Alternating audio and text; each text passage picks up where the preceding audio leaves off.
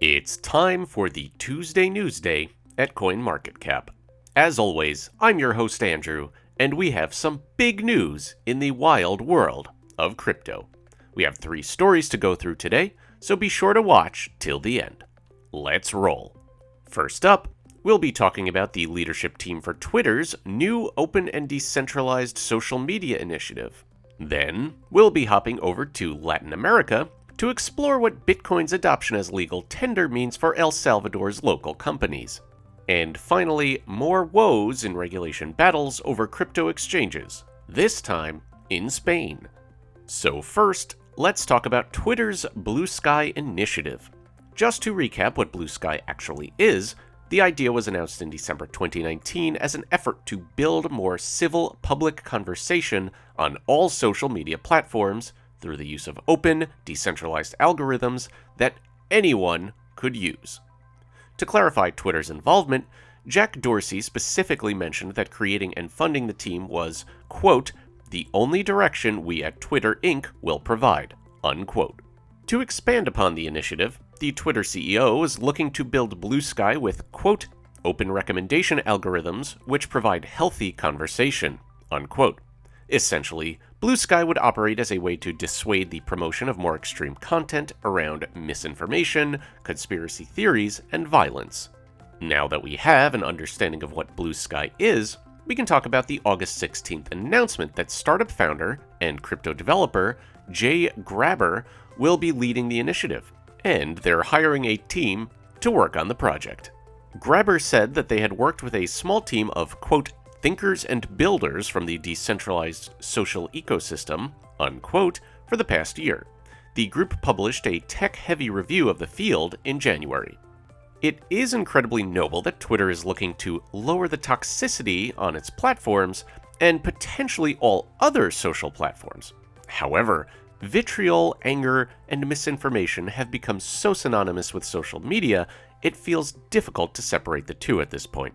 I suppose we'll just have to wait and see what happens, but let's try to stay optimistic, okay? Now, let's hop over to El Salvador. As a quick refresher, El Salvador President Nayib Bukele announced that the country would be accepting Bitcoin as legal tender back in early June. The current go-live day is September 7th.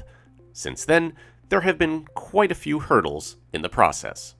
The latest such hurdle involves the potential credit negative effect Bitcoin will reportedly have for El Salvadorian insurance companies, according to credit rating and analysis firm Fitch Ratings.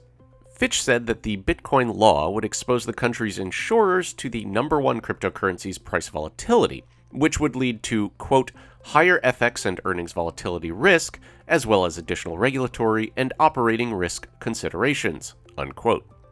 Those considerations include additional IT and operating expenses, potentially due to the increase in risk of cybersecurity breaches. As a result of these lowering credit scores, it will also potentially force insurance companies to pay more to raise money by selling bonds, as they are considered more likely to default. While businesses are being mandated to accept Bitcoin by September 7th, Fitch also brought up that some aspects of the switch have not been fully fleshed out. Among other things, it is not clear how Bitcoin should be accounted for in financial statements, or if insurance firms can use it to back policyholder reserves. As a final twist of the knife, Fitch remarked that the speed with which Bitcoin is being made into legal tender is, quote, unnecessarily rushed and leaves insurance companies with very little time to adapt to its requirements. While many crypto enthusiasts have been excited to see El Salvador's transition to using Bitcoin, it does seem concerning that many aspects may not have been fully fleshed out. We'll be sure to report on any new developments before and after the September 7th Bitcoin transition date. And finally, our third story involves the hottest recent topic, crypto regulation, this time in Spain, where their national securities regulator has put nearly a dozen cryptocurrency exchanges and financial service providers on notice, saying that they are not permitted to do business in the country. The list of affected exchanges includes some larger examples, such as Bybit and Huobi, but for a full rundown, be sure to check out our article on Alexandria. While the list of exchanges is effectively on notice, no outright bans have been declared. Contrary to the United States' SEC, Spain's National Securities Market Commission is mostly administrative, with criminal activity and financial compensation being handled through Spain's court system. While currently no major action is being taken, the crackdown is nothing new in recent months, with many countries like the USA, the UK, and China seeking regulation for larger exchanges. SEC Chairman Gary Gensler has more recently shown a spotlight on the regulation of crypto exchanges over fear of scams and money laundering.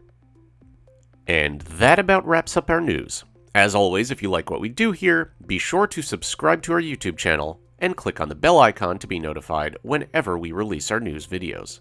And hey, why not give us a thumbs up if you've learned something new today? If you want more information on any of the stories we covered today, or want to learn more about crypto in general, why not ask Alex in the description below. I've been your crypto news guide, Andrew, and we'll see you tomorrow.